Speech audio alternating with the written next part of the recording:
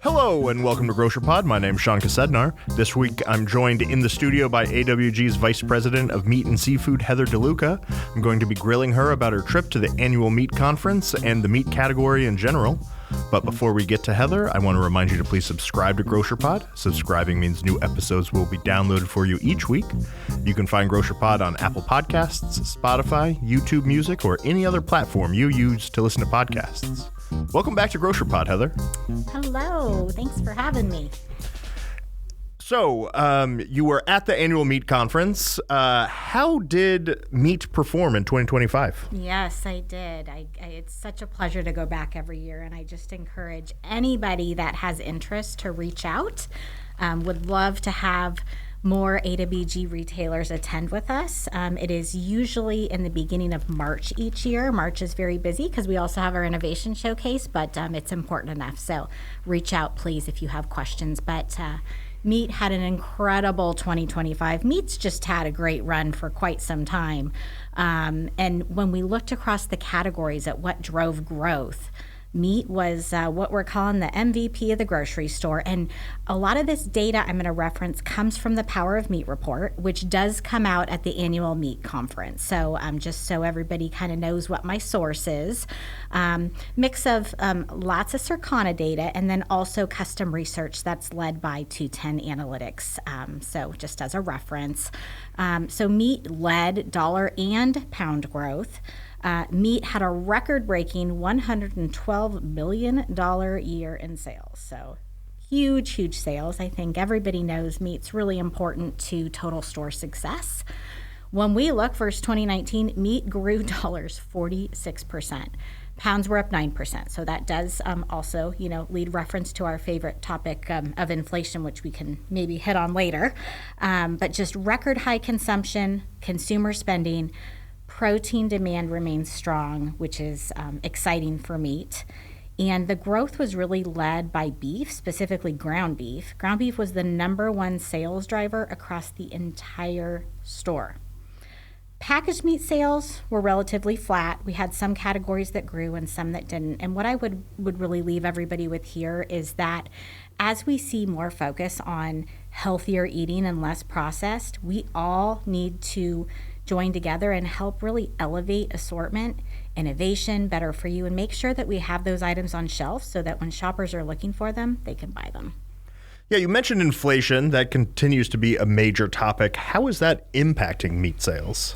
Yeah, so 92% of shoppers are concerned about today's grocery prices. Not a surprise. When you look at pricing, specifically on beef, if we compare versus 2020, beef steaks and ground beef are leading growth across the entire store, up over 50% versus 2020.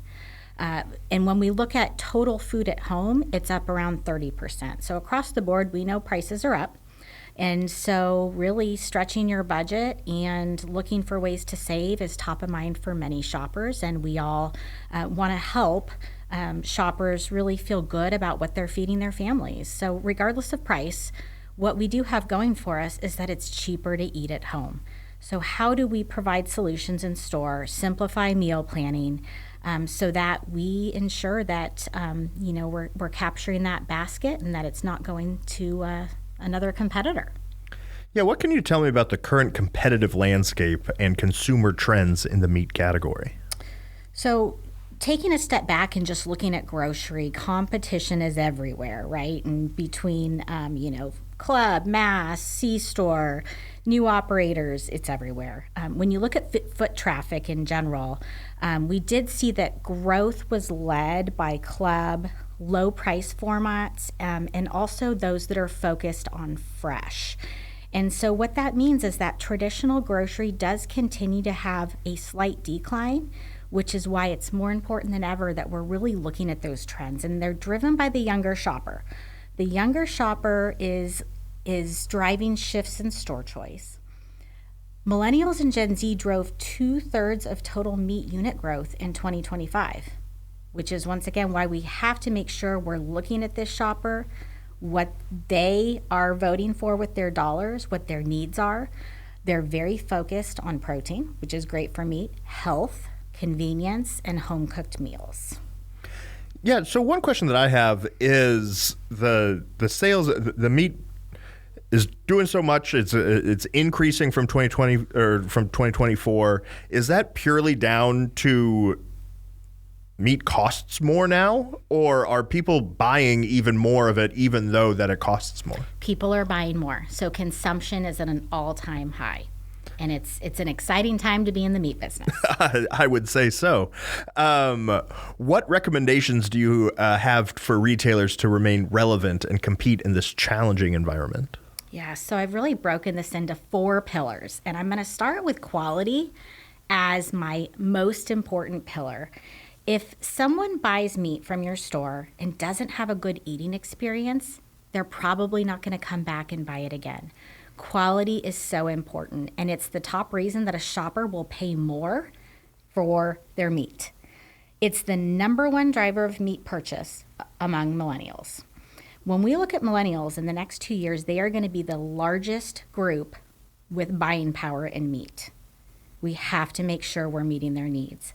AWG offers a really wide range of programs as it relates to quality. If we just kind of narrow in on beef, we're seeing tremendous growth in quality programs where in the past there may have been more volume around, say, select, and we're seeing more choice, more upper 2/3 choice.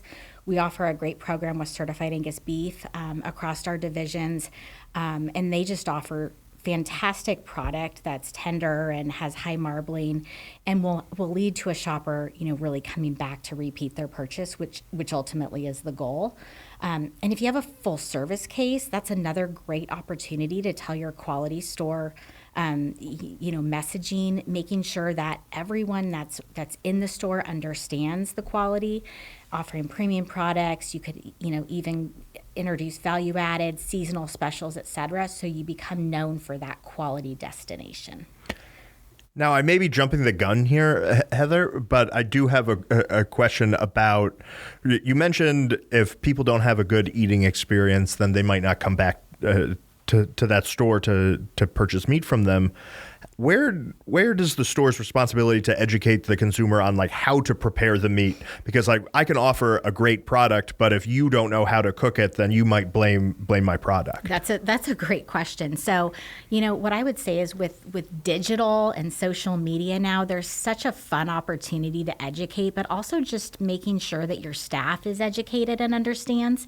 And then also leaning on, we have fantastic partners across, whether it's beef or pork board, et cetera, that have great resources as well. So what I would say is it's not one method. It's how do you incorporate what works best? We have retailers that don't have a print ad anymore, but if you do, you could even have a quick little story in there, right? So, in-store messaging is still really that leading method of reaching shoppers. So I would recommend exploring those options. Yeah, I think when people come up to the meat counter and instead of, them grabbing something out of the cooler, but interacting with the meat cutter there, if they were to ask the consumer oh, how do you plan on cooking this? Then that's a real quick way of, oh, no, what if you bought this instead? If that's what you're planning to do, I have this for you. And I think that sort of level of customer service can really go a long way. I agree. That's fantastic. And it also kind of aligns with my second pillar as it relates to convenience. So, which means lots of different things, but convenience is around providing solutions for shoppers. So 83% of shoppers rank time saving as very important to their weekday meals. So once again, opportunities just from a product standpoint, so heat and eat, marinated, fully cooked, et cetera. Opportunities with having that staff that's educated and can help shoppers. Cross-merchandising. I'm a big fan of really digital recipe and planning solutions. I would encourage retailers to review the new Smart Meal solution that AWG launched in partnership, and integrating AI with menu planning and shopping. So such a great solution. Convenience also really aligns with case ready. So case ready has been a topic for quite some time, reached an all-time high of 87% of shoppers stating that case ready is as good or better than meat cut in store. The acceptance, once again, shocker, it's driven by that younger shopper. It offers extended shelf life. and then labor solutions for retailers. So really recommending not to steer away from this direction, but really embrace it and say, how can this work for your store? And it's going to be different for everybody, but a hybrid approach is a great place to start. Another pillar that I have is all around health. And once again, meat's having its moment. We have to make sure shoppers understand that meat is the OG protein. Everybody else across the store is really trying to play into this space, and we're seeing protein claims everywhere. And meat is so nutrient dense and low calorie, so offering a much more efficient protein for consumers. Protein is ranked as the top attribute across all generations. This is one where all generations agree. And it's just, there's just such an opportunity. So from on package, on shelf, online, once again, ensuring your team members are informed and can talk to it. We're even working as we're planning promotions within the fresh commodity space of trying to tie in some protein numbers to help also educate retailers so that they have that handy. And then you've got the GLP-1 trends, which are here to stay and expected to grow. And that GLP-1 user is so focused on protein, also maybe smaller quantities, but willing to pay more for quality as well. So a very important shopper to make sure that you are capturing. Yeah, I would think that some, especially in the beef category, So I think about like the filet, for instance, that's a expensive cut of meat, but it's also a small cut of meat. And, if you're not looking to eat a whole porterhouse steak, for instance, like a filet could be something that people might be a little bit more interested in than they were previously. Absolutely. My favorite cut, but also one that I can usually eat and not be intimidated by, having a giant ribeye on my plate, which is very delicious, but usually very large, right? So yeah, and really partnering with, once again, there's so many different industry groups out there that are working on protein-focused messaging. So, taking advantage of those and I'm even trying to think about, is there something we could create that retailers could display in store to tell that story? Because meat is often not getting credit for that protein, and we need to. So I have one kind of final pillar, and it's around value. And value spans everything we just talked about, because value to a SNAP shopper means something very different than value to a very, very busy parent that's trying to just get dinner on the table and is looking for convenience, or that health-focused shopper. So overall, it's really important that we are communicating value through our merchandising, our pricing, our programs, and really understanding what that means to our shoppers. And we see success with many different tactics, 2 to 3 day sales, pick 5 promotions. We have a great assortment of AWG brands items, large bulk stock-up type promotions, and overall, just that value messaging and ad, whether it's in a digital ad, in a print ad, or in store. Shoppers do perceive chicken, ground beef, and pork as the strongest value, so really making sure that towards the end of the month, as dollars do tighten up, that we are telling that story. We're merchandising various pack sizes, small and large, to meet those shopper needs, and ultimately optimizing that strategy to align with the shopper trends. So we've talked about so much from that younger shopper, which in 2 years is going to dominate that purchasing the dollars within meat. And so we have to meet their needs. We know that protein is huge in meat, and how do we make sure that everybody understands that meat is that OG protein, and supporting the needs of that health-focused shopper. So for any retailers that listen to those pillars, what strategy do you have for them to implement? Really, it's taking all of them together. And I did do a presentation at the Innovation Showcase. So if anybody is interested in more discussion or would like access to that, either reach out to your division contact, or you can reach out to me. I would love to engage in any meat conversations and dive deeper, because different strategies will work for different retailers based on their store format and their shopper. Yeah, absolutely. And a lot of my questions centered around, the meat counter, and a lot of stores have that. But then there's a lot of AWG retailers that don't, that simply just have a section and not a dedicated meat counter. What's one thing that they should consider, in this space? Yeah, so if they don't have a meat counter, I would say Case Ready for sure is a great solution, but really just optimizing the assortment and asking for help from those experts to understand the data to make sure that if you only have a limited amount of space, what should be in that space to optimize sales and then meet the needs of the shopper that's coming in, because ultimately that basket is worth a lot.